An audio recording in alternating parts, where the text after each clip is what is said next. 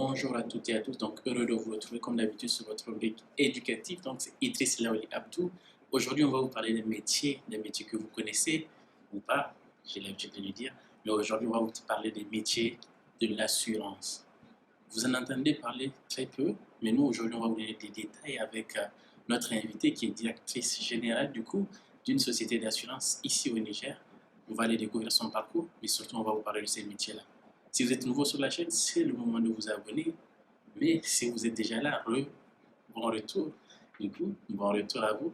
Merci et n'hésitez pas à liker le contenu s'il vous plaît. En tout cas, beaucoup de pouces. On y va? Go.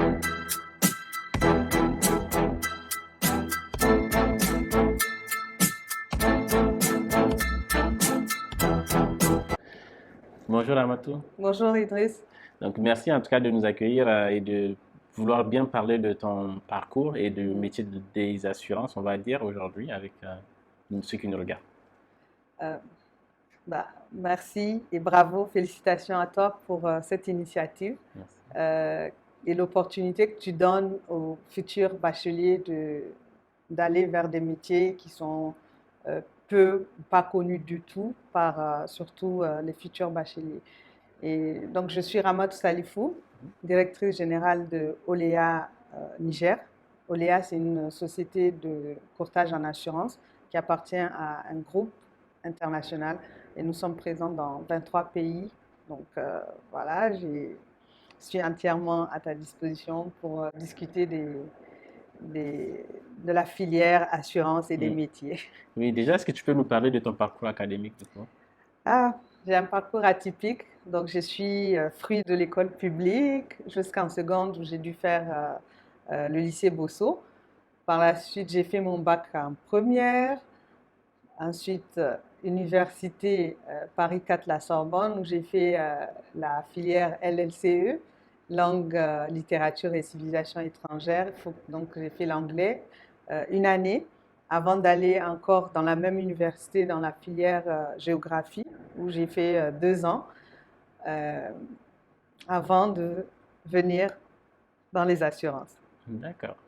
Et voilà, le parcours assurance a été un parcours beaucoup très réfléchi. Pendant que j'étais à la fac, j'avais des amis qui avaient déjà un pied dans l'entreprise. Ils allaient à l'école et ils étaient encore, et ils fréquentaient les entreprises. Et je me suis dit, à quel moment moi je vais finir mon parcours universitaire pour être en entreprise. Et comme auparavant, en fait, quand j'avais, avant le bac, on voulait tout faire du droit avec les copines. Et donc, ça, les choses de la vie. Je n'ai pas eu mon inscription en fac de droit très rapidement après le bac. Et donc, c'est pour ça que je suis allée en fac littéraire.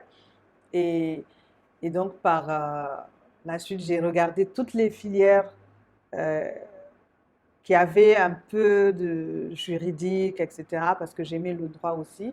Et j'ai vu qu'il y avait cette filière-là, assurance, qui t'offrait la possibilité donc d'avoir du contenu en fait qui offrait du droit et aussi qui te permettait d'aller tout de suite en entreprise.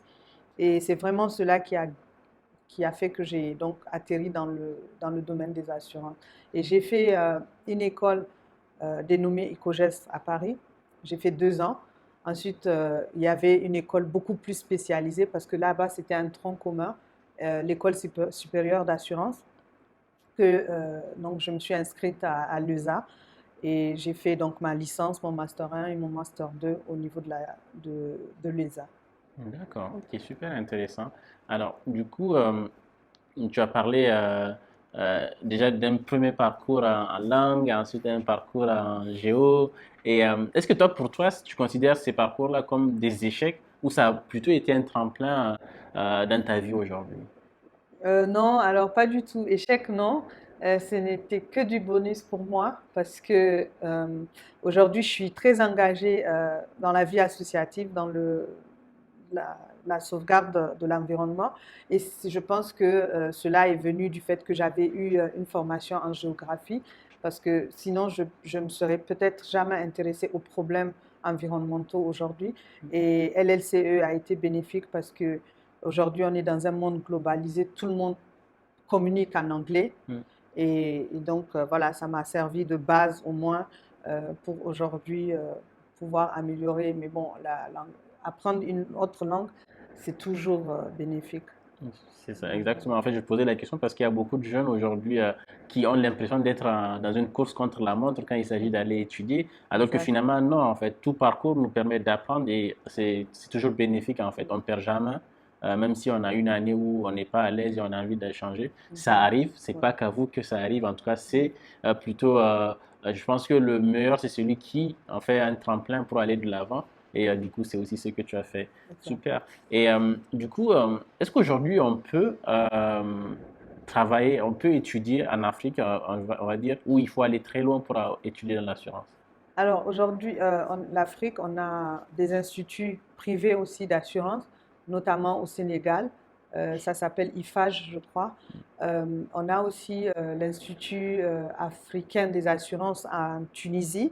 Et il y a l'IIA, l'Institut international des assurances, qui se trouve à Yaoundé, que la majorité des cadres des assurances de la zone CIMA ont eu à fréquenter. Donc D'accord. aujourd'hui, quand on rencontre beaucoup les cadres d'assurance, ils sont issus de cet institut-là de Yaoundé. Mais il faut y aller sur concours. D'accord. Et il y a aussi, en fait, au niveau des directions des assurances, dans chaque pays, ou en tout cas au Niger, des formations que la direction offre à des étudiants qui veulent aller vers le métier des assurances.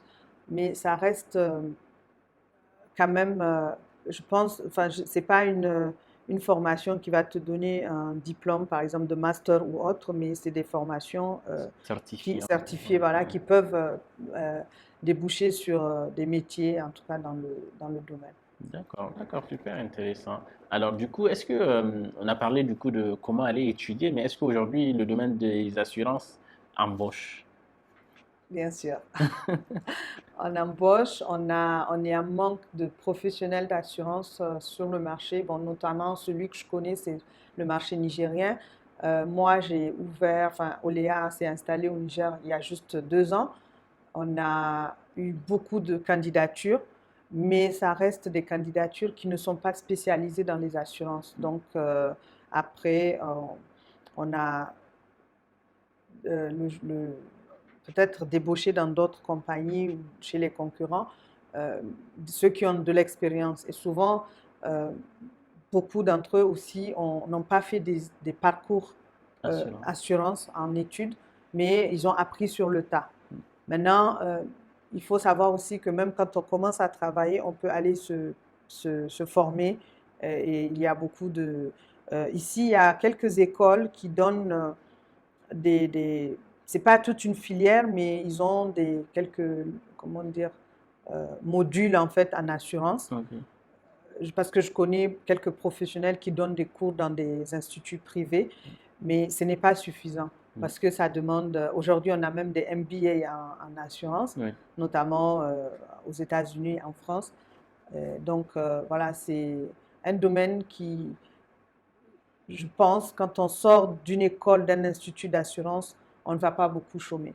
D'accord, ok. En tout cas, c'est bien, vous avez entendu, c'est un métier aujourd'hui qui embauche. Donc, si vous avez envie d'avoir une sécurité de l'emploi, comme on le dit, c'est peut-être quelque chose sur quoi vous pouvez réfléchir, en tout cas, notez-le quelque part. Euh, mais du coup, aujourd'hui, quels sont les différents métiers qui existent dans le domaine de l'assurance? Le métier peut-être le plus connu, enfin, en tout cas, quand en front office, c'est le gestionnaire Mhm. qu'on va rencontrer en premier. Quand on vient pour souscrire une assurance, on va voir, euh, comment on appelle, un souscripteur en assurance. Donc, il va vous faire votre souscription. Il y a aussi des gestionnaires en assurance. Ça aussi, c'est un autre pôle. Et on a, au sein des compagnies d'assurance, on a aussi ce qu'on appelle les actuaires. Mm. On a des comptables, parce que la comptabilité en assurance, elle est très spécifique D'accord. et donc elle n'est pas comme la comptabilité générale. On a des commerciaux en assurance et on a ce qu'on appelle les intermédiaires.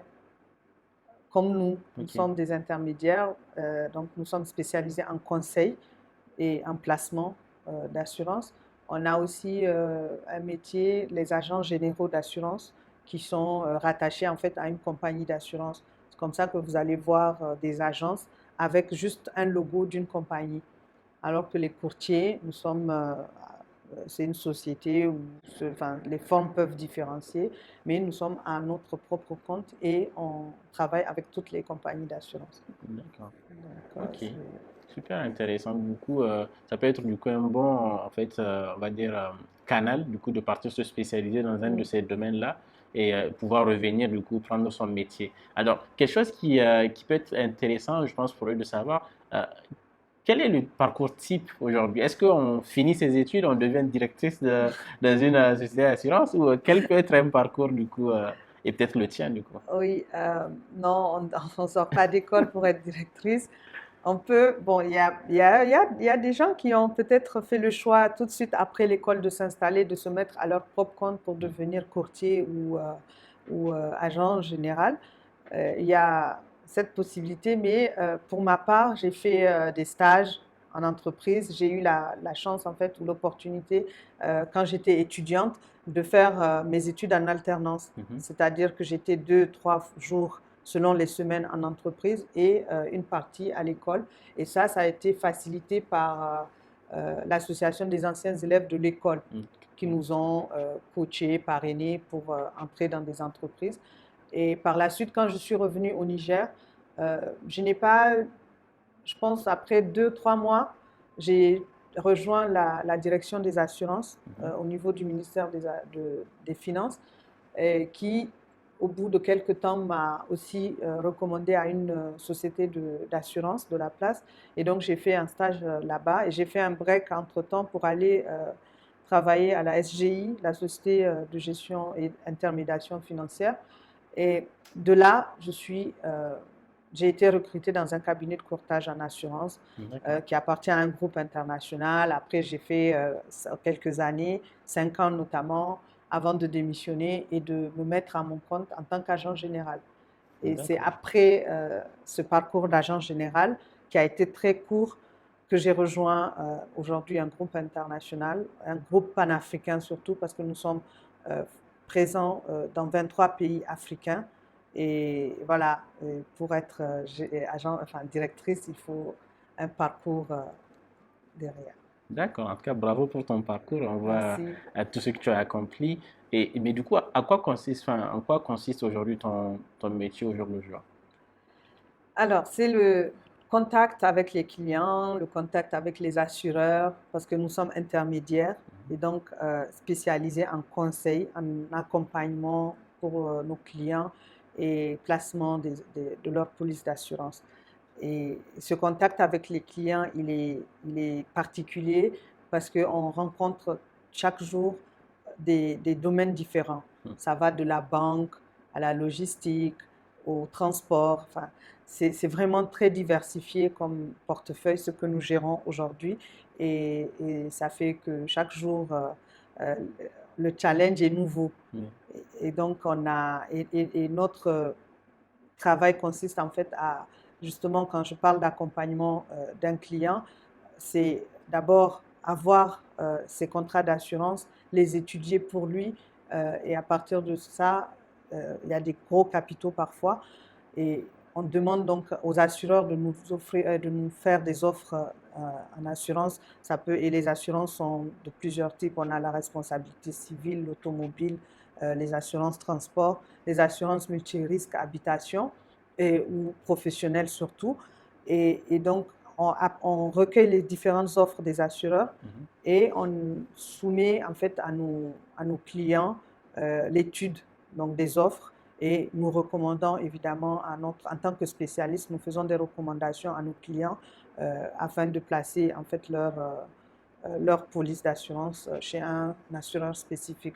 Et il faut savoir aussi pour les futurs étudiants que le domaine des assurances, il est scindé en deux. On a les assurances risques divers, donc on a des compagnies qui sont dédiées à juste la gestion des assurances risques divers, et donc ça va être tout ce qui est assurance de responsabilité civile, automobile, voyage et l'assurance des bâtiments et des biens. Et il y a la compagnie qui est dédiée uniquement à la gestion des assurances de personnes, donc les assurances vie. Tout ce qui va être, par exemple, quand on va faire un emprunt à la banque, on ne va pas aller chez un assureur non-vie, on va aller chez un assureur vie. Par exemple, pour les assurances retraite, complémentaires retraite, c'est les assureurs vie qui gèrent ça. Et donc, sur le marché nigérien aujourd'hui, on a 6 compagnies IARD et 2 compagnies vie. Et donc, voilà, donc et chacun peut se spécialiser en fait, soit en vie, soit en non-vie. D'accord, ok, c'est intéressant. Je ne connaissais pas, du coup j'apprends beaucoup.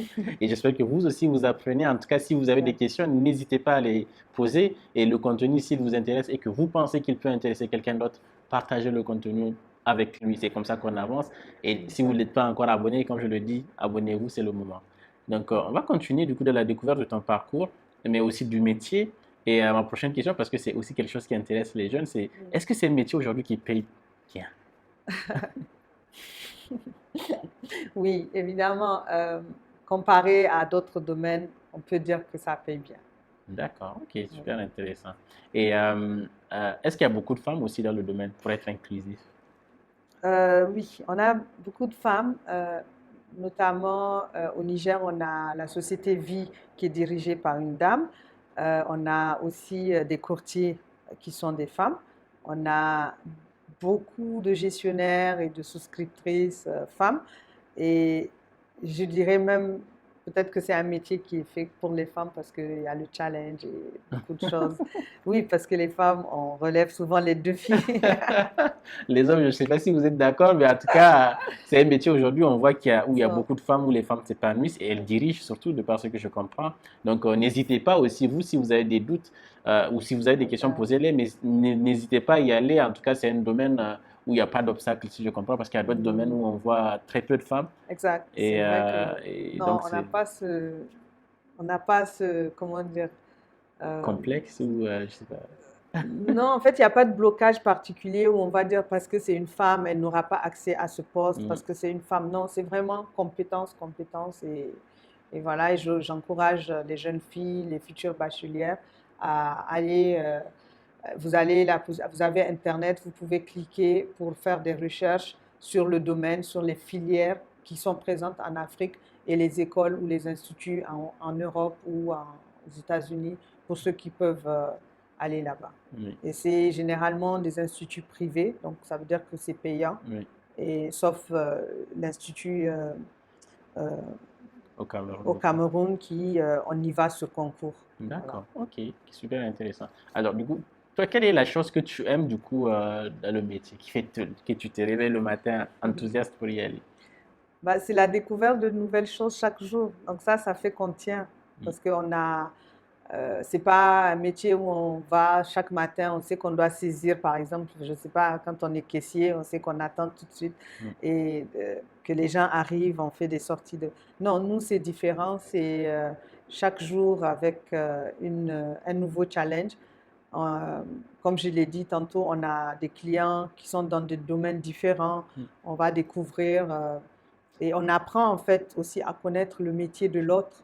Parce que quand on ne connaît pas le métier de son client, on ne peut pas mieux, on ne peut pas bien le conseiller. Mm. Et donc c'est ça qui fait véritablement qu'on aime, que moi personnellement j'aime ce que je fais. D'accord. Et à l'inverse, est-ce qu'il y a des challenges que tu aimes le moins ou en tout cas, il y a quelque chose qui te reconforte pas ou conforte pas dans le métier?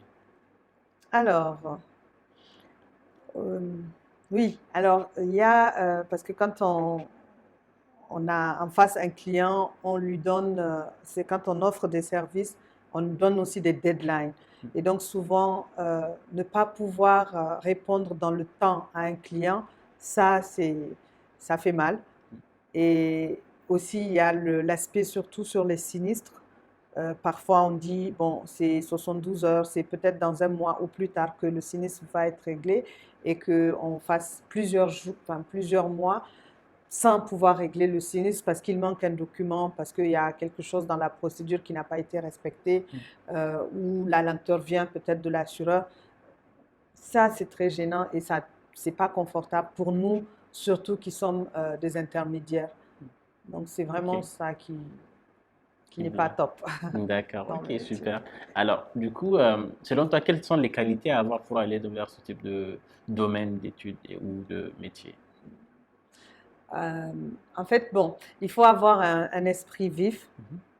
et très curieux d'apprendre parce que quand on n'est pas curieux, on ne va pas apprendre parce que comme je l'ai dit, on apprend chaque jour, surtout des autres qu'on a en face. Mais ça reste encore un métier qui est très global. On a des services en back-office, donc quand on n'est pas à l'aise pour être commercial, on peut être gestionnaire, on peut aller à la comptabilité ou aussi il y a des services informatiques parce que le métier tend vers la digitalisation aujourd'hui et donc on a tous les types de profils euh, dans le secteur de l'assurance. Mais il faut aussi, même pour tous ces postes-là, il faut vraiment avoir un esprit Oui. très vif. Voilà. D'accord, ok, super. Et du coup, aujourd'hui, toi, qu'est-ce qui te donne de l'énergie? Les challenges, c'est se Ok. lever le matin, se dire on va, on va rencontrer un nouveau prospect ou le client, au moins on va lui apporter un bon service, un service de qualité. Ça, voilà, ça motive. Ok, super. On est quasiment à la fin de cet échange. J'espère qu'on vous a apporté beaucoup de réponses à vos questions. Si ce n'est pas le cas et qu'il y a une question qui n'a pas été répondue, en tout cas, posez-la en commentaire, on y répondra sans souci. Quels sont tes conseils pour ceux qui nous regardent et qui ont envie d'aller vers ce domaine-là? Alors, c'est de leur dire, venez, la porte est ouverte dans le domaine des assurances et surtout, la génération se renouvelle, il y a des départs à la retraite et donc des chaises à occuper. Et, euh, et c'est aussi un domaine très particulier puisque très peu connu. Et donc, je vous invite, vous les futurs bacheliers et bachelières, à aller à vous renseigner et venir dans vers les assurances parce que c'est très nouveau. Chaque jour, on découvre des nouveautés. Et donc, n'hésitez pas. Si vous avez besoin de conseils, je reste disponible. Je suis joignable sur LinkedIn, Ramatou Salifou, et par mail, si vous contactez Idriss, il peut vous donner mon adresse. Donc voilà. Merci Idriss. Merci à toi, merci beaucoup en tout cas. J'espère que ça vous a plu. En tout cas, j'espère que vous avez retenu des choses. Dites-moi en commentaire qu'est-ce que vous avez retenu ou quelles sont les choses qui vous préoccupent encore pour qu'on puisse y répondre. Donc, on vous dit à très bientôt en tout cas et merci d'avoir été avec nous. Restez sur la chaîne. On a pas mal d'autres contenus qui vous intéresseront certainement. Allez-y y faire un tour et nous, on vous dit à très bientôt. Allez, bye bye. Bravo à Post Bac Karatou. On n'a pas cité le nom de ton initiative Oui, c'est depuis le vrai. début. Voilà, donc bravo encore une fois. Merci. Avec plaisir. Allez, ciao, bye bye.